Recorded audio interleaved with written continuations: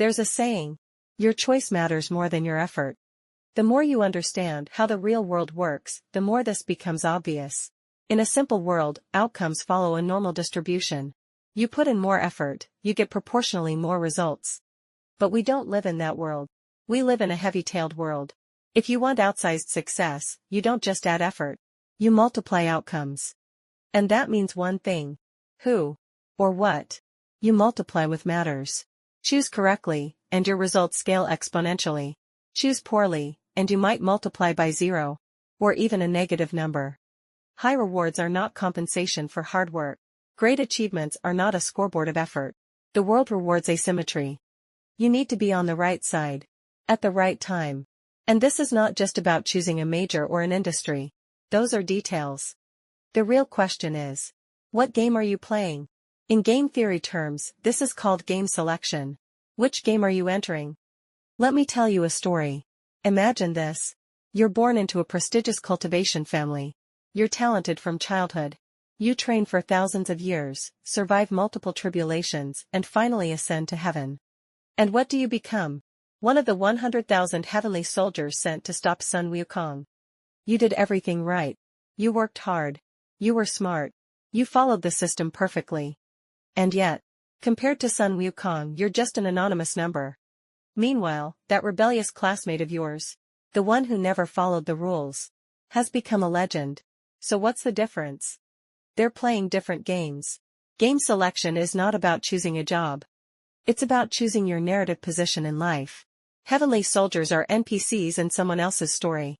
Sun Wukong is the origin of his own narrative universe. Now, I'm not saying you should be Sun Wukong. There's a huge survivorship bias here. Most people who try to be Sun Wukong end up as minor characters. Defeated early. The one standing against 100,000 soldiers is the lone survivor. But still, the experience of these two paths is completely different. The heavenly soldier path is like this. You're a good student. You pass exams. Graduate from a top school. Enter a large institution. Government, state-owned enterprise, or big company. You become part of a system. Let's call this inside the system. Here, the rules are clear. Follow processes. Meet KPIs. Get promoted step by step. Optimize yourself within a fixed framework. Your job is to understand rules, navigate relationships, and compete for better positions. Within boundaries. The Sun Wukong path is different. It's outside the system. You might be an entrepreneur, a freelancer, a creator. But the key is, you face the real world directly, not rules designed by others. There is no protection. No one rewards you just for doing things right. You carry all the risk. Inside the system, success depends on social logic. Your rewards are assigned by others. Your boss, your organization. You must be recognized. Often by a specific person. Outside the system, success depends on reality logic. Does the technology work? Is the cost viable? Will the market respond? Will users pay? You solve real problems. Not just relationships.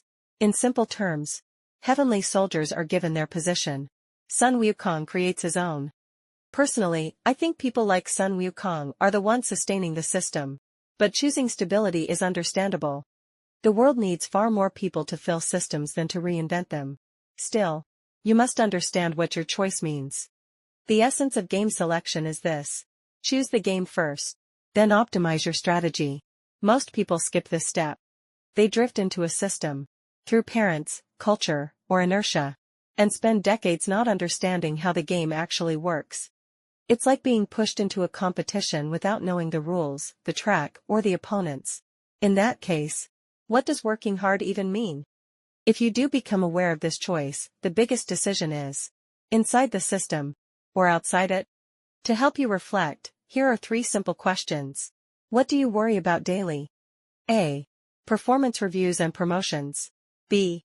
Your long-term capability and influence. What do you fear most? A. Losing your position. B. Losing your curiosity and growth. When asked, who do you want to become? A. A title. Director, professor, executive. B. A function. Someone who changes thinking, creates new fields. Mostly A. You fit the system. Mostly B. You're closer to Sun Wukong. This is not a value judgment. Being a soldier is not inferior. Being Sun Wukong is not superior. The real danger is mismatch. Using a system mindset in a high-risk, non-linear world, or craving freedom inside a rigid hierarchy. That leads to frustration. Once you choose, respect the rules of your game. Inside the system, everything is standardized. Scores, rankings, KPIs, titles. You are evaluated not on how good something is but how correct it is. And no matter how capable you are replaceable. The biggest trap? Confusing metrics with purpose. This is known as Goodhart's Law. When a measure becomes a target, it ceases to be a good measure. So your first lesson inside the system is: treat metrics as tools, not meaning. Meanwhile, outside the system, there is no standard path. You define your own goals. You challenge the system. Innovation often comes from the edges. To succeed here, you need asymmetric skills. Not just scoring higher on the same test but becoming fundamentally different. And two key strategies matter. First, niche construction. Instead of finding a role, you create your own environment. Second, effectuation. Proposed by Saraswati, it flips the usual logic. Instead of starting with a goal, you start with what you have. Your skills, resources, connections. And build something from there. Like a chef opening the fridge and cooking with what's available. In other words, inside the system, you fill out someone else's form.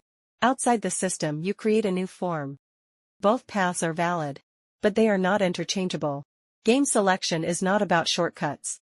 It's about choosing what structure you live in, who you align with, and what forces amplify you. In a deeper sense, you're choosing your type of struggle. Would you rather endure the frustration of taking orders? Or the anxiety of uncertainty? The worst outcome is confusion, dreaming of rebellion while inside the system, or seeking stability while playing a high-risk game. So no, this is not about telling you to be Sun Wukong. It's about making you conscious. Because once you understand the game, only then does effort truly matter. That's it for today's content. Thank you for watching, and I'll see you in the next video.